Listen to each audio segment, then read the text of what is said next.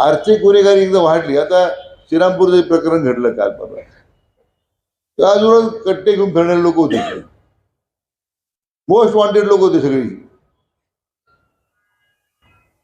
काय दुर्दैवानं गोळीबार झाला, कोण लोक हजर होते? तुम्ही एकदा त्याची व्हिडिओग्राफी करा ना. पोलिसांनी व्हिडिओग्राफी करायला पाहिजे होती. त्या अंत्यविधीला कोण लोक हजर आहेत, कोण आले ते? कोणत्या समाजाचा मुद्दा नाही आहे. गुन्हेगारी प्रवृत्तीचे शिरकाव घालते. काही लोक बाहेरून किती लोक आले होते अंत्यविधीला. आम्ही काही थांबणार का नाही? मला वाटतं गुन्हेगाराविरुद्ध कडक ही कोणती साधनं, तुम्ही आम्हाला सांगा तुम्हाला काय साधनं पाहिजे. आम्ही सगळे द्यायला तयार आहोत.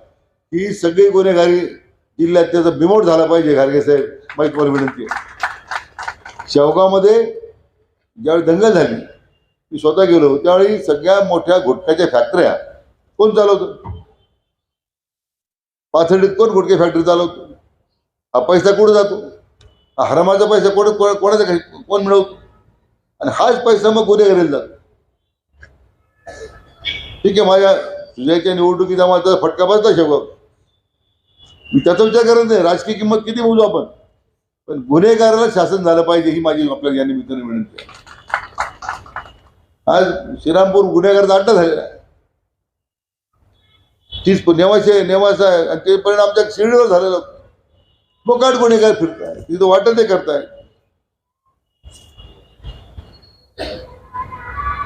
कोणला माझी ते विनंती, तुम्ही एकदा हा निर्णय करून टाका तुम्ही.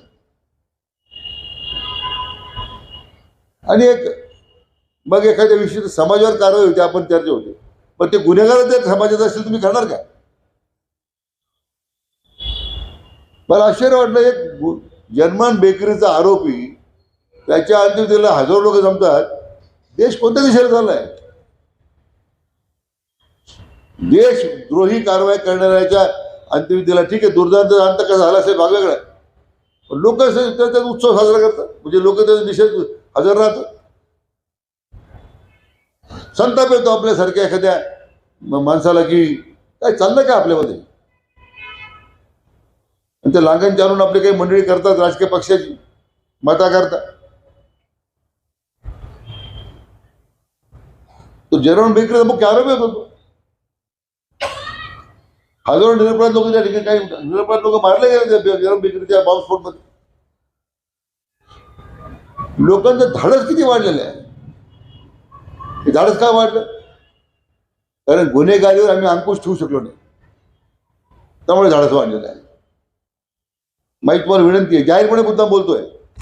कोणाला काय वाटते मला चिंता नाही, पण आपला जिल्हा हा या गुन्हेगारी मुक्त करण्यासंदर्भात, आर्थिक गुन्हेगारीच्या बाबतीमध्ये जिल्ह्याचं जो नाव खराब होत चाललेलं आहे, किंवा अशा पद्धतीचे बेकायदेशीर शस्त्र बाळगून अवैध व्यवसाय, ड्रग्सचा सगळ्यात मोठा धोका आहे. काय चाललं ड्रग्स म्हणजे रोज कुठे ड्रग्स मिळतात अशी स्थिती आहे. जिल्ह्याचा पालकमंत्री म्हणून सुद्धा मला कधी मान शर्मणे खाली जाते. आम्ही कुठं कमी पडलो आम्ही. मला वाटतं म्हणजे मी सगळ्यांची माफी मागतो, अधिकाऱ्यांची, SP साहेबांची. केव्हा तरी मला वाटतंय बोलावं. शेवटी आज कार्यक्रम चांगला आहे. आज तुमचा पोलीस दलाच्या दृष्टीने महत्वाचा कार्यक्रम आहे. मी यासाठी बोललो, तुम्हाला जी काही साधनं पाहिजे असते, यंत्रणा पाहिजे असते, आमच्याकडून काय मदत पाहिजे असेल, जिल्हा नियोजन मंडळाकडून तुम्हाला लागले आणखीन काही निधी पाहिजे असेल, मी द्यायला तयार. 5 कोटी लागू, 10 कोटी लागू, 20 कोटी रुपये लागू, जनतेच्या सुरक्षिततेबद्दल आम्ही तडजोड करणार. आणि ते आपण मला वाटतं आम्हाला त्या दृष्टीने आपण करावं. एक चांगल्या कार्यक्रमासाठी ठीक आहे, कार्यक्रम चांगला होता, पण मी मला राहावं नाही म्हणून बोललो मी, पण मला क्षमा करा. पण शेवटी कुठेतरी या संदर्भात कालची घटना मला फार म्हणायला लागली. देशद्रोही माणसाच्या अंत्यविधी लोक हजर राहतात. म्हणजे काय चाललंय ते, आपण कोणत्या दिशेला आपण निघालेलो. म्हणून याचा बंदोबस्त झाला पाहिजे. पण एकदा मी आपल्याला आणि आपल्या सर्व पोलीस दलाला या पोलीस दिनाच्या मनापासून शुभेच्छा व्यक्त करतो आणि थांबतो. जय हिंद.